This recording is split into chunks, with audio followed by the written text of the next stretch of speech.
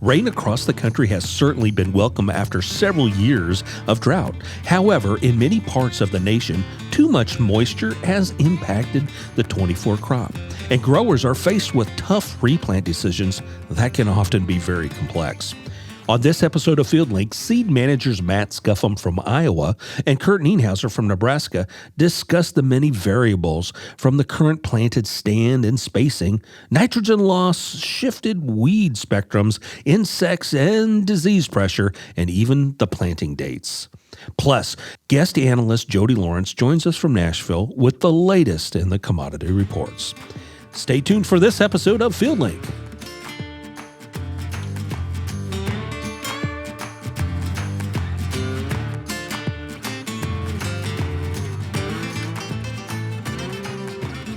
And welcome back to FieldLink. I'm your host, Bill Smith. We've had a tremendous amount of rain across the country here over the last several weeks, and boy, it's certainly slowed down planting in some areas, and some areas are going to have to take a look at replanting.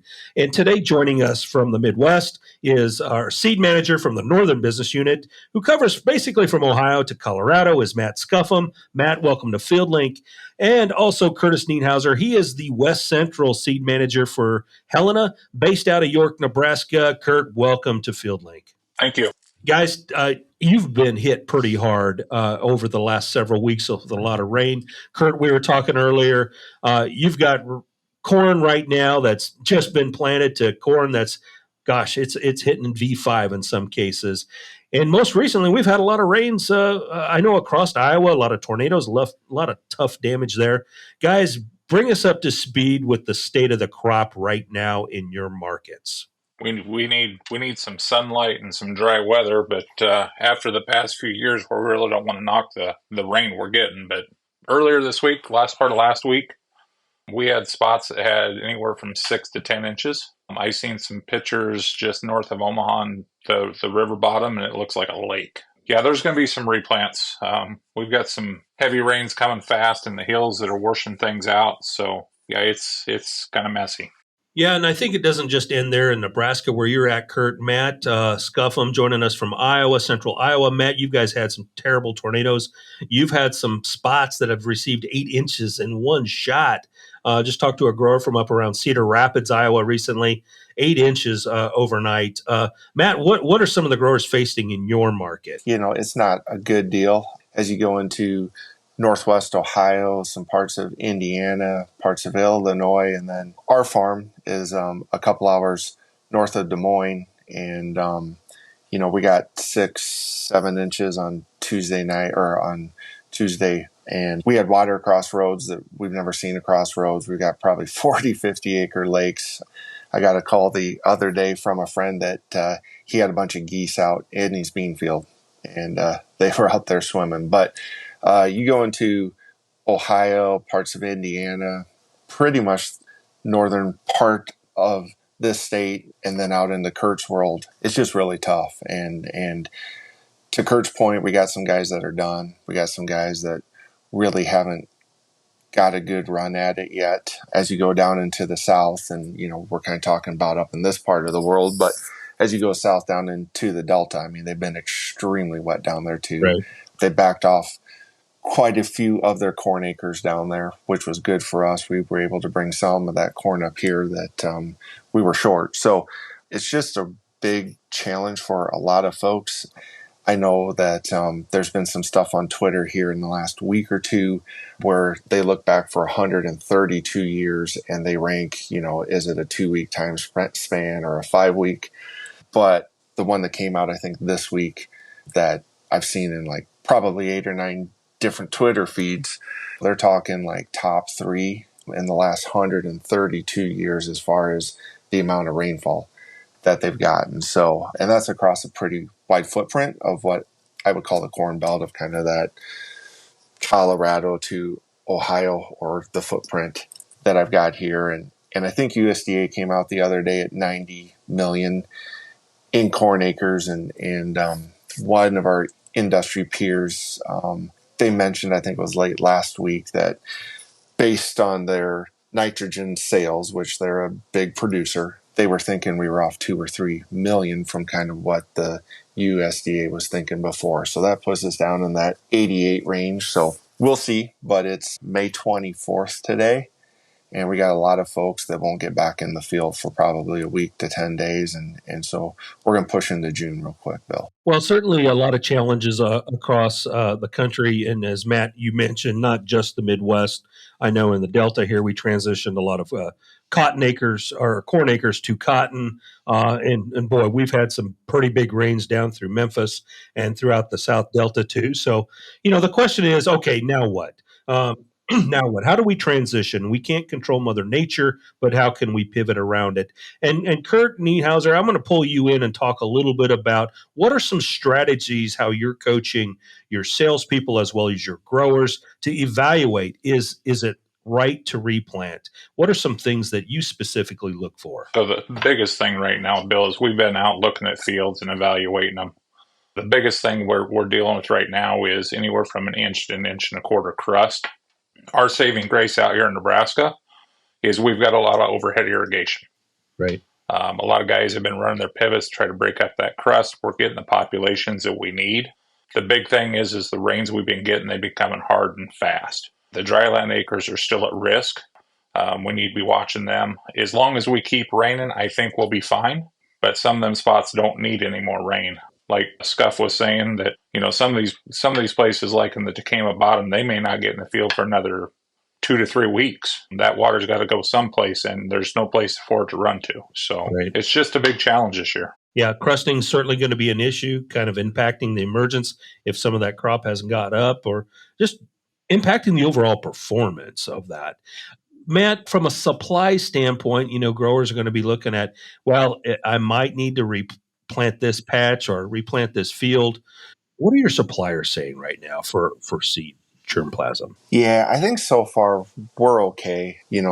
Certainly when you're looking at how widespread this is, it's impacting across a big footprint. So there does appear to be supply there. We haven't had anyone call and say, oh my gosh, I need to get something else, in kind of preparing for this. And I think it was a fact that I knew, but maybe didn't know, right? Or maybe had forgotten. But Iowa State did a deal here a few years ago. And what they found is on corn planted on May 1st on, it takes 6.8 less growing degree days per day. So all of a sudden, and I'm just making this up, Bill, but a 110-day corn hybrid planted on May 1st may take 2,700 growing degree days to get there. If you plant it on June 1st, it's only going to take 2,500. So you will see, there's some folks that they may have planned to do like a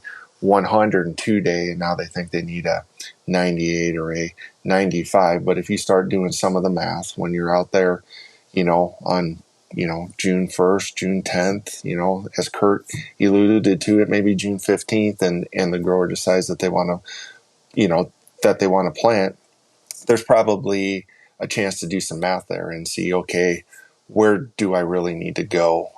Do I need to go down to a 95-day, or can I stay at a 100-day? So, there's going to be a lot of decisions there on where things are. I mean, we replanted some corn on Monday, did the right thing, right? We went out, we walked the fields, we evaluated things. We replanted about 40 acres of corn, and we got 6 inches that night.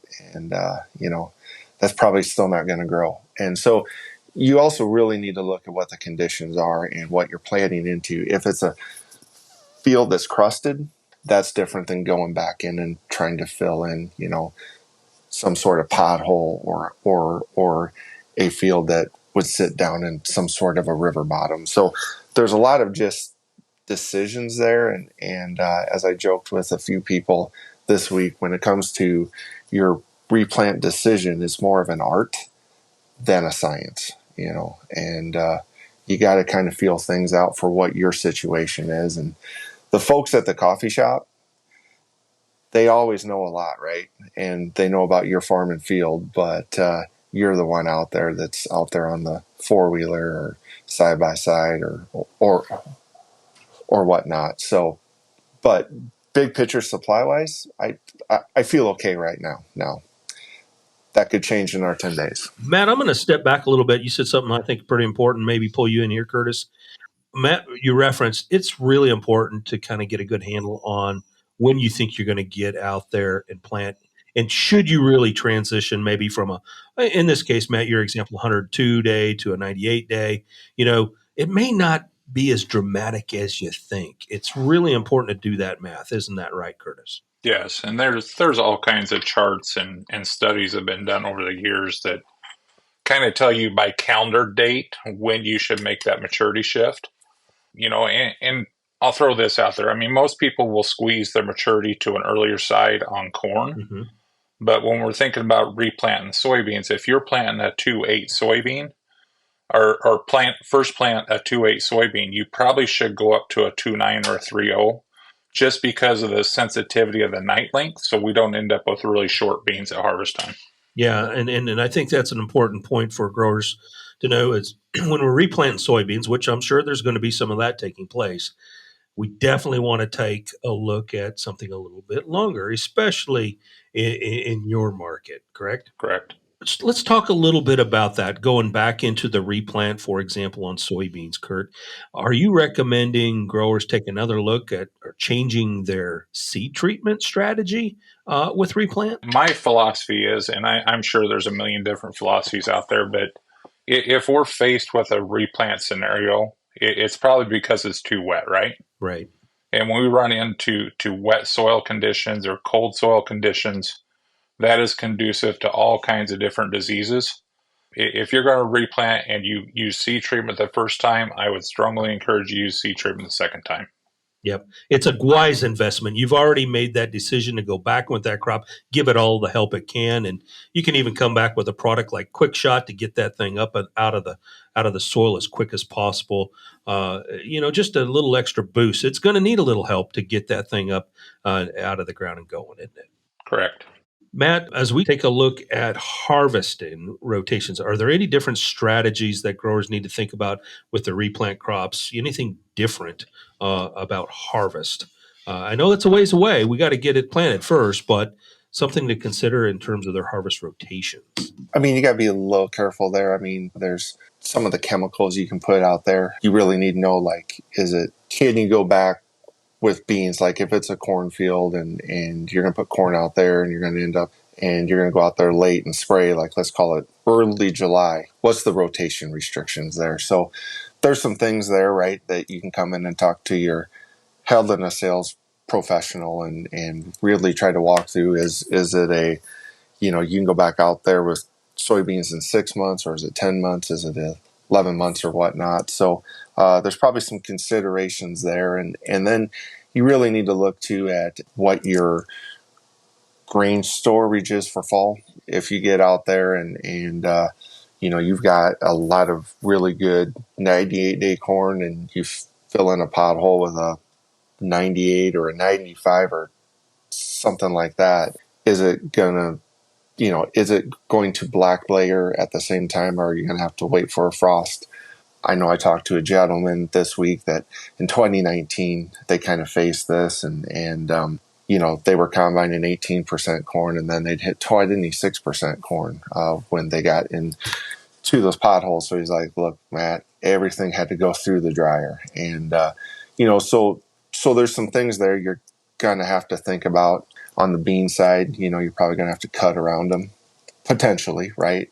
The way this year's gone, we'll probably have a freeze on September 15th with our luck. But, and I hope y'all know I'm being sarcastic there, but it's just been one of those years. But you're going to have to cut around some things. And then, for those folks that maybe they've got cattle or hogs or whatever, and I'm guessing some of those pits and lots are going to be full this year with the amount of precipitation we've had of, how do you get around that come fall?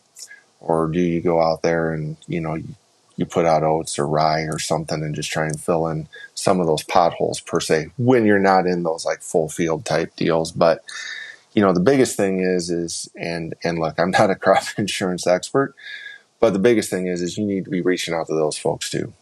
You get above a 100 acre replant, situation, they typically want to look at it. They're going to want to send an adjuster out. If you're in enterprise units, that's by county, or are you in the units that are more the fields are insured by the section they're in, and so there's a lot of decisions there too of what kind of insurance you have, what level of insurance you have, what are your proven yields, and then where do you predict the commodity prices to be. We obviously set the spring price in February, and then we'll set another price this fall. But I can't stress enough through it all, be talking to your seeds person at Helena or your preferred seeds person, but you really need to include your crop insurance person in that discussion too, and just make sure that they're aware, right, of what's going on, and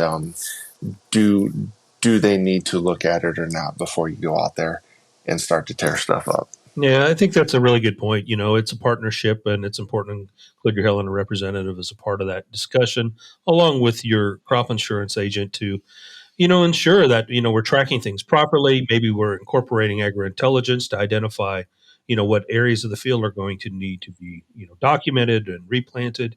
And we can use some tools like in some markets have Seed Strong to help adjust some of those seed rates and so forth.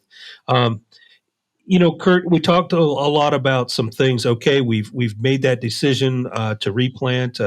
In some cases, we may need to use some seed treatments, as we talked about. Matt talked about incorporating our insurance agent. We talked a little also about planting at the end in terms of harvest, but kind of in that middle though. There's going to be some decisions to be made. Some of this replant might need to be treated a little bit different than some of the other crops that are around it. A good tool there is extractor, isn't it? Yes. We can incorporate extractor. Tell us a little bit about extractor and how that can help that replanted crop. Yeah, any time you can go out there and scorecard that crop through the growing season to figure out what its hunger really is a good, useful tool. I would tell you most people that would pull a tissue sample to the first year, it's probably going to raise a lot of questions. But if you follow that tissue sample to the letter and apply what it's calling for, that crop is telling you what it needs throughout the growing season. Even though it's in the soil, it may not be able to get in the plant. Right. The other piece I would add to that is with the cool, damp weather we've had this year, a lot of your diseases that will affect your standability in the fall start at that very, very young stage. So we need to really, really consider looking at fungicides and making sure we don't run out of nitrogen and things like that. I just had the conversation with our agronomist over here yesterday that this should be a really, really big year for corn.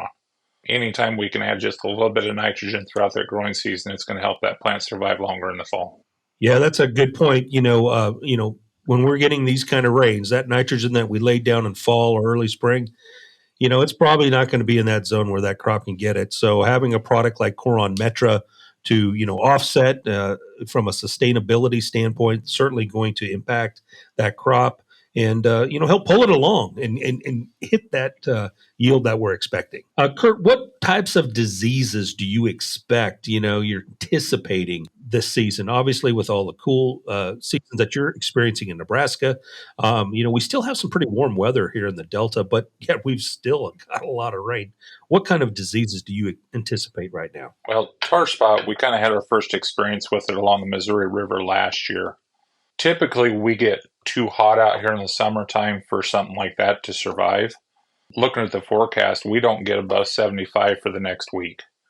That could pose a problem. Anthracnose is typically a big one, especially when we have cold, wet planting conditions. I ran across something yesterday. A salesman sent me pictures that, we got all kinds of root activity, but there's no shoot on the corn.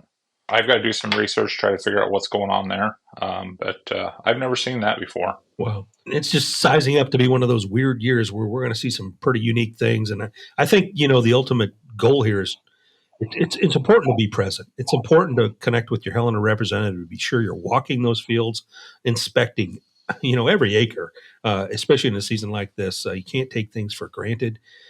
As you mentioned, guys, we're going to have some weed pressures that we may not have seen. That are going to germinate at different times throughout the season in some of these cases, but also these diseases are certainly going to be present. And one area that we haven't really touched on is could be a haven for some insects as well. Have you had any early season insect pressure at this point in time, Curt? We've seen a pretty bad infestation in alfalfa.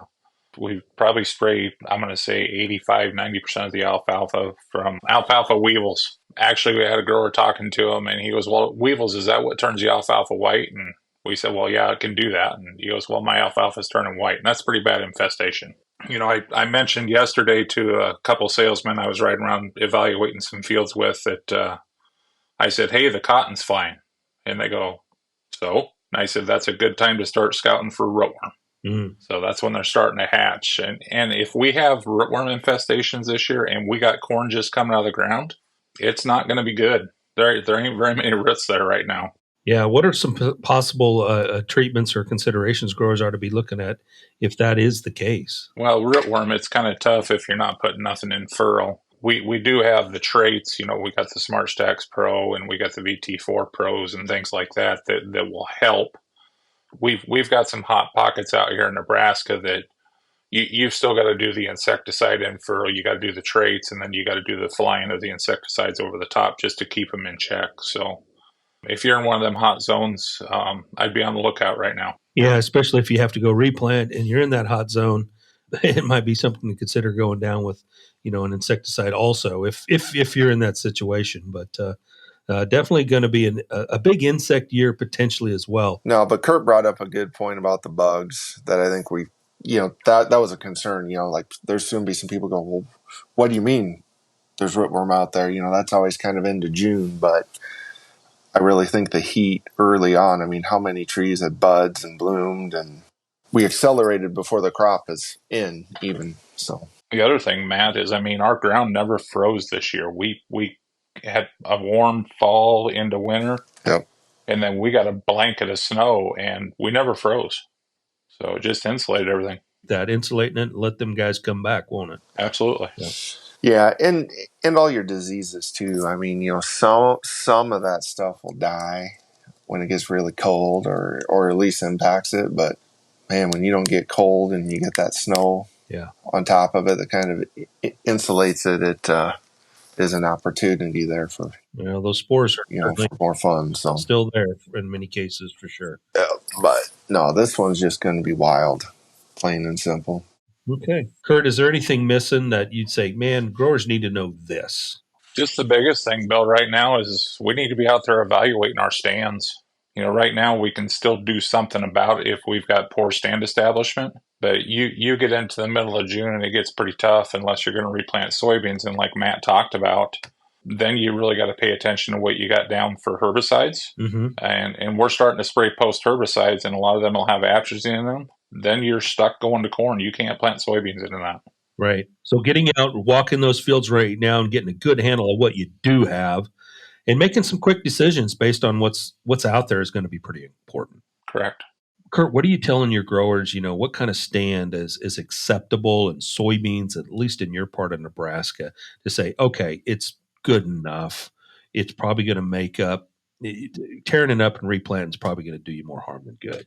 Where do you draw that line? On corn this year, luckily we've got pretty good stands. But any time, I mean, if you're planting 32,000 and you're down around that 28, 27,000, once you get below that, then you probably really start thinking about, hey, what do we do here? Do we replant this or do we just let it go? Right.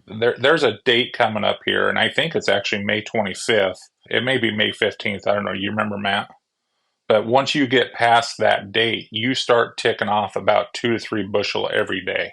Right. Yeah, Curt, I mean, I looked some stuff up. I mean, you take, kind of that May 15th to 25th. If you can have 25,000 out there that, and you don't have the gaps. I mean, that's the biggest thing. I mean, you can have 27 or 8,000 out there, but if you got like 3 or 4 foot gaps pretty consistently, that's not ideal. Right.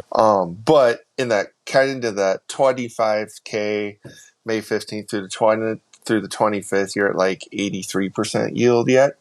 But man, you get in that May 25th to June 5th at 25,000, you're down to a 66, 67%. So to your point, Curt, it really starts to tick off quick, and the last day, at least for our farm, right? And we're 2 hours north of Des Moines, but it's May 31st is the last day that our crop insurance policy says that we can plant corn. You can plant after May 31st, but you start to lose your coverage, right? Like they take off 1% or 2% a day. And on beans, I think it's like June 15th. Now, that's different everywhere you are. That's different if you're in, southern Indiana versus, South Dakota, right? But we're also going to bump some of those dates now too of what you can insure that crop at. And then there's some rules on if you had corn out there and you're now going to replant it, but you're going to go to beans because you didn't have any, because you didn't have X, Y, or Z out there as far as a herbicide program. Well, and then there's some rules on that, like if you're going to switch crops. And that's really where the team approach, Bill, that you alluded to before of the grower knows their fields. They know what they got out there. You're talking to your Helena sales rep about what your, what the plan could or couldn't be. And then you really need to make sure that your crop insurance person is there. And look, we'll probably have a few people that look hard at prevent plant, and you got to do some math there of what's your guarantee on prevent plant, or what do you think your yield is if you go out there on May 31st, to plant a field of corn. And with all this water, I know that some of our neighbors shared potentially some weed seed. I shared it with them. Rootworms, cyst nematodes. So there's a lot of things out there that you're going to see, to Curt's point, that are just going to be weird or different, or where did that come from? Your heat units early on, it was, last part of March was 81, 82 degrees, Curt. I think on April 13th, we started to plant corn and it was like 85 degrees. Yeah. We planted 6 acres. So all those trees bloomed early. Well, guess what the insects do? They came out, they got going because it was warm. We've not accumulated a lot of heat units here in the past, 2-3 weeks. It's been fairly cool, but it sped everything up, to Curt's point of, you typically don't see rootworms this soon, but the way this year's gone, you could probably see them now. I always kind of thought it was about June 20th is when you really start to scout. But to Curt's point, there's some signs that show they could be hatching because of the heat that we had way back when. It's not heat that impacted our crop because it wasn't in the ground yet, but it impacted all the other things, whether it was grass or buds on trees or bugs. So it will be a wild one. Yep. As you guys mentioned, it's going to be really important, Curtis and Matt, to be out walking those fields now, being out on the farm, get your Helena representative out there to be your partner with you, to make those critical decisions that are going to have to be made here over the next handful of days, everything from replanting, but also to understand your herbicide program and using that extractor to determine, do I have the right nitrogen, the right fertility plan in place now? So, guys, again, I want to thank you for joining us here on this episode of FieldLink as we continue to plant 24.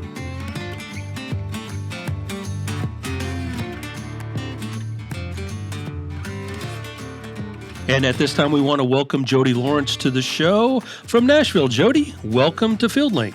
Thank you, Bill. It's good to be back, and hope everybody had a great 3-day Memorial Day weekend. I know there were a lot of people planting, a lot of people, unfortunately, dodging some very serious weather and a whole lot of rain. But I guess now we're unofficially in the start of summer. We're definitely in the start of summer, definitely a lot of storms across the Midwest and the Delta throughout the South, a lot of tornadoes. So hope everybody made it through a lot of them. We had some tough tragedies in some parts of the country, but planting is moving forward in a lot of those areas. And Jody, looks like the weather for the next 7 to 10 days looks pretty good. And boy, we're going to probably be able to wrap up a lot of this 24 crop. Yeah, it really took a turn after all of the wet weather and all the spring storms and the horrible tornadoes through Iowa and other parts of the Midwest that we went from having, slow to even prevent plant concerns 2 weeks ago to now we have a very warm or a warm, very seasonal and sunny forecast for the next 6-7 days over almost the entire Corn Belt and Southeast. Which Southeast we have not seen that in a while. That with this afternoon's planting progress is supposed to come out at about 85% for corn and about 70% for beans.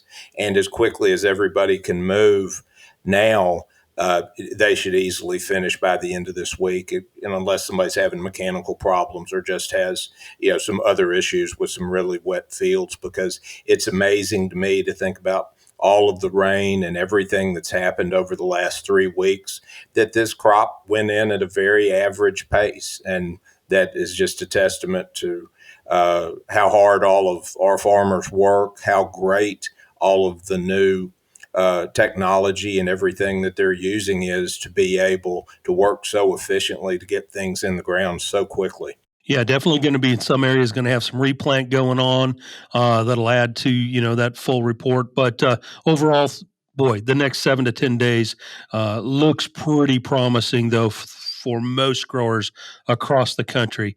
So, as you mentioned, Jody, we should be wrapping up. And as we're wrapping up, boy, what's it done to the grain markets? I noticed wheat is probably getting a little bit of attention right now. Yeah, and the biggest part of the wheat attention comes from what's happening in the Black Sea, because while we were all closed yesterday and celebrating Memorial Day, ICAR, which is a private analyst, much like a Gulkey or a StoneX or somebody like that inside Russia, and then the Russian ag minister also said that their crop is going to be somewhere around 80 million metric tons, right at 3 billion bushels, and almost 400 million bushels lower than what we were expecting, 2.5 months ago. So that was a big shock in the overnight open.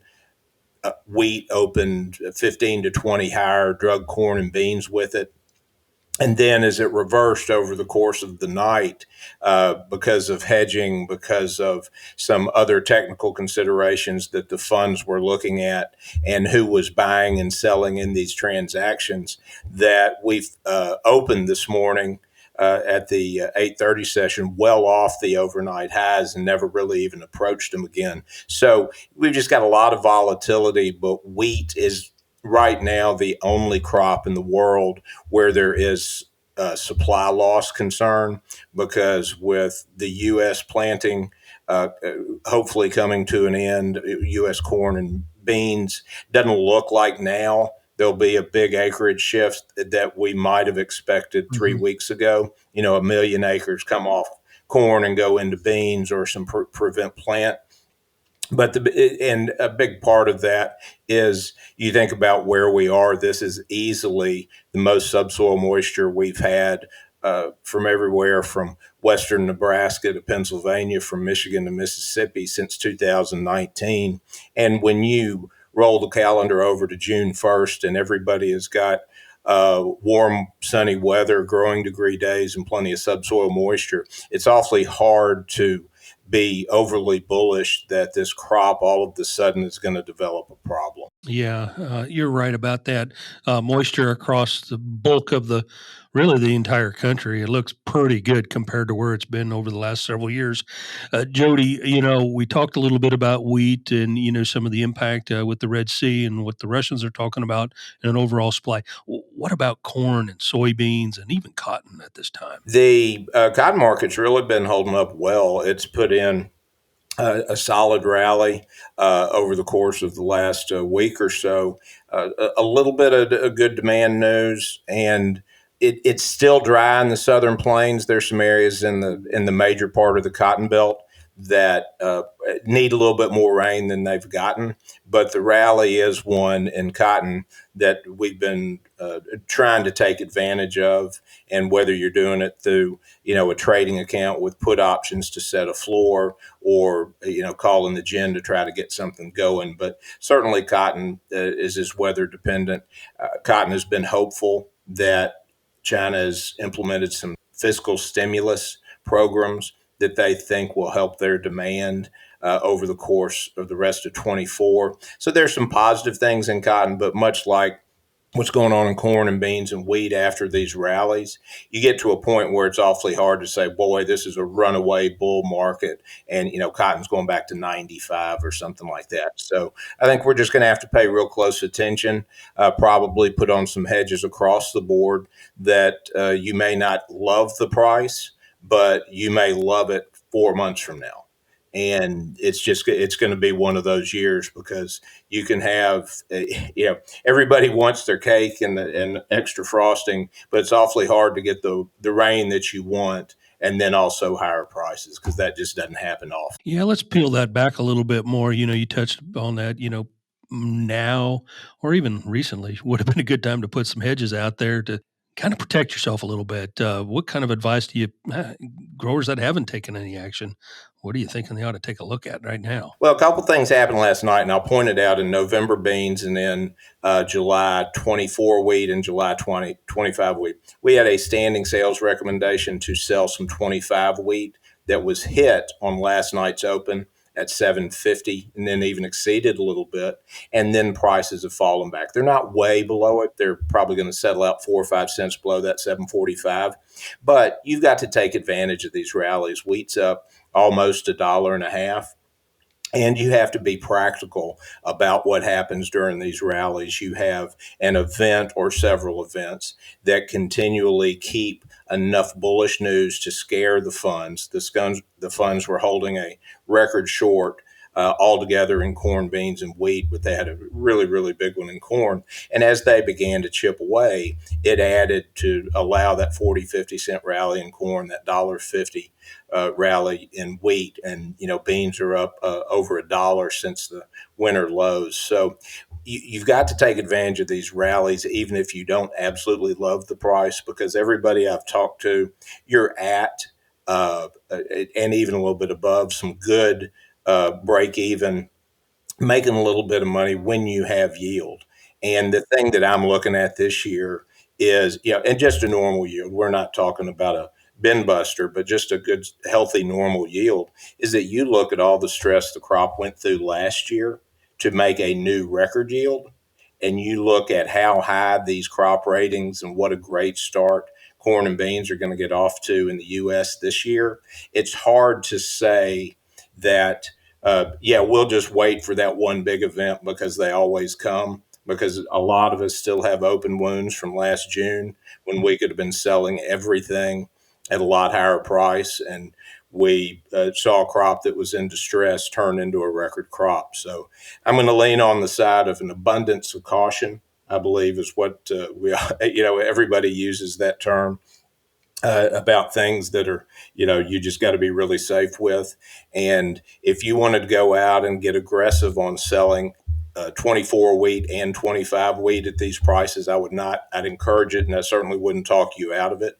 Beans got up to a previous price target that we had set at $12.25 November beans. Everybody should be in good shape there, and they'll settle off today a little bit in the $12.15 to $12.20 area. So you're not far enough away that you feel like you've given a lot up. Don't get this, but I could have sold it higher attitude, because that's what really, really pinched us last year. So if somebody called me right now and said they wanted to be aggressive on beans and wheat, I would be the last person to talk them out of it. I'm going to have some patience with corn because there are a variety of things going on. I don't think the corn market has gotten the full impact of how much is being lost in the Black Sea just yet, because it remains a wheat story and not a corn story. So we're going to let that develop. But, if we get a chance to see some 510 December corn, and we're in that 490 area right now, we're going to be letting some go, because there's nothing in my crystal ball or, looking at the tea leaves where we see $5.50 to $6 December corn this year. Well, some pretty good advice there to, do some planning. Sit down with your consultants, know where you're at, and put yourself in a good position. Jody, as we start to wrap some things up, one last little thing kind of happening in this energy market. Talk to us about oil. Boy, it's hard to keep up with that one. It's really been just kind of dragging along lately. You've got obviously everything that's going on in the Middle East between Israel and Hamas, and then you drag in Iran, and we hadn't had any retaliatory bombings from the last set. But you have everything that's going on. And then today, all of a sudden, you've got crude oil up $2. You've got diesel up almost 6 cents at one point today. It reminds you how volatile that market can be. And we're coming off levels where, we've already rallied 7-8 cents from where we recommended topping off your tanks. It's just something, you see the dips in the energy market. We're at an area where you've probably got an even amount of supply and demand, but that you cut that supply off because of an escalation in the Middle East. You don't want to be paying 30, 40 extra cents for diesel that you don't have to for the rest of 2024. You bet. Well, good opportunity to take advantage of some of those pricings if you can. Definitely get it. Jody, want to thank you for joining us today on FieldLink. And folks, you can catch up with Jody live on July 18th here in Memphis at the Innovation Expo. Jody, you're going to be on live with Chip Flory from Farm Journal as Agri-Talk. And Sean Haney is going to be joining us from Canada with Real Ag Radio. And we're looking forward to having all of you together down here in Memphis at the Innovation Expo on July 18th. Be sure to talk to your Helena representative to learn more about the Innovation Expo. Now you can get your tickets for that show. Well, thank you, Bill. I'm looking forward to being invited and seeing everybody again. It was a fantastic event last year. One of the highlights of the year for me to just get out and see everything that goes on at Helena Products Groups and all the great people that run it are involved in Helena. And of course, the customers just finally getting to sit down and eat a barbecue sandwich with some people that I talk to on the phone, but very rarely see face to face. So it's a great event, and I hope everybody can get out. Thanks for joining us, Jody, on this episode of FieldLink. All right. Thank you, Bill. Thanks for joining us on this episode of FieldLink. And check out all of our FieldLink episodes wherever you get your podcasts.